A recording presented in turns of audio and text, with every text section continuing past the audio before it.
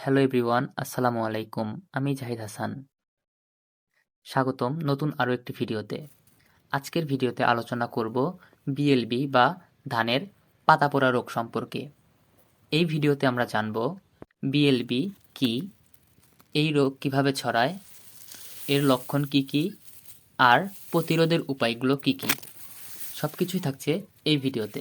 তো চলুন শুরু করা যাক। ধানের পাতা পোড়া রোগ একটি মারাত্মক ব্যাকটেরিয়ার কারণে হয়। এই রোগের জীবাণুর নাম জান্থোমোনাস অরিজা পিভিঅরিজা। এই রোগ ধান গাছের পাতাকে আক্রান্ত করে এবং খুব দ্রুত ছড়ায়। এই রোগের ফলে ধানের ফলন 20-50% পর্যন্ত কমে যেতে পারে। এখন আমরা জানব এই রোগ কিভাবে ছড়ায়। এই ব্যাকটেরিয়া মূলত আক্রান্ত বীজ, মাটি, পানি ও বাতাসের মাধ্যমে ছড়ায়। অতিরিক্ত বৃষ্টিপাত ও বাতাসে এই রোগ দ্রুত বিস্তার লাভ করে। ক্ষতিগ্রস্ত পাতা বা কাণ্ডের সংস্পর্শে থেকেও সুস্থ গাছ আক্রান্ত হয়। বেশি নাইট্রোজেন সার ব্যবহারের ক্ষেত্রেও এই রোগের ঝুঁকি বাড়ে। এখন আমরা জানব এই রোগের লক্ষণগুলো কি কি। ধানের ব্যাকটেরিয়াজনিত পাতা পোড়া রোগের কিছু প্রধান লক্ষণ রয়েছে। সেগুলো হলো পাতার ডগা থেকে হালকা সবুজ বা পানি সদৃশ দাগ শুরু হয়।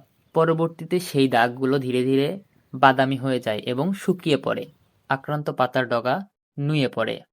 গাছ দুর্বল হয়ে যায় এবং শীষ দানাপূর্ণ হয় না। প্রাথমিক পর্যায়ে যদি লক্ষণ বোঝা যায় তবে প্রতিকার করা সহজ হয়। ধানের পাতা পোড়া রোগ প্রতিরোধী জাত ব্যবহার করা, সার ব্যবস্থাপনা সঠিক রাখা। ধানের জমিতে নাইট্রোজেন সার অতিরিক্ত না দিয়ে পটাশ ও জিপসাম সুষমভাবে ব্যবহার করা।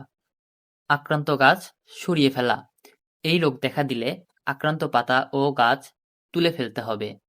ধানের জমিতে অতিরিক্ত পানি জমতে দেওয়া যাবে না। প্রয়োজনে রাসায়নিক সারের ব্যবহার করতে হবে, যেমন ইমিস্টারটপ, তারেদ, ম্যানসার ইত্যাদি। কীটনাশক ব্যবহার করা যেতে পারে। এই ভিডিওটি যদি আপনার ভালো লেগে থাকে তবে লাইক শেয়ার করতে ভুলবেন না।